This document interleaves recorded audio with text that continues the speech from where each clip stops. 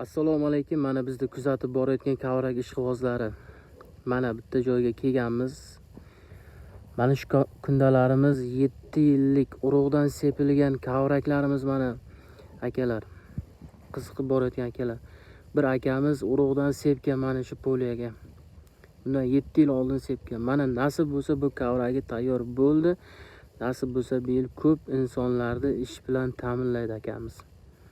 Mana kavrak holati juda ham zo'r, havas qiladigan darajada bo'lgan.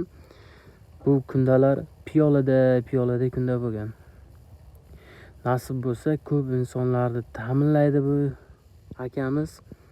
Kavraklari juda ham zo'r, havas qiladigan darajada bo'lgan. Bu akamiz ham bundan ancha yil oldin bir insondan eshitib yurgan. Keyin bizga aloqaga chiqdi. Biz urug'larni topib berdik. Keyin bu akamiz qiziqib ekib tayladi. Mana 7 yil kutdi. Lalimi joyga ekilgan, suvsiz mana shunday holatda, mana shunday anoda tayyor bo'lgan bu kavrak. Bundan 7 yil oldin sepilgan urug'i tavakkal qilgan bu akamiz. Mana endi nasib bo'lsa bu yiliga kavragi tayyor bo'ldi. Mana endi akamiz 7 yillik rohatini ko'radi endi.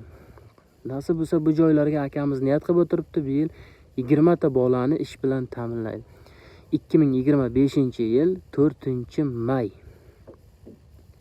Qiziqib borayotgan akalar bo'lsa, ishlayman degan akalar bo'lsa, mana ekranda telefon raqamlarimiz bor, bemalol aloqaga chiqib biz bilan bog'lanib,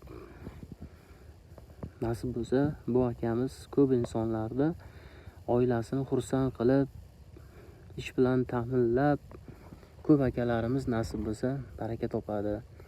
Kunda akalar havas qiladigan darajada juda ham zo'r, katta bo'lib qolgan. Mana holatini ko'ryapsizlar, kattaligini. Bu kavraklarda.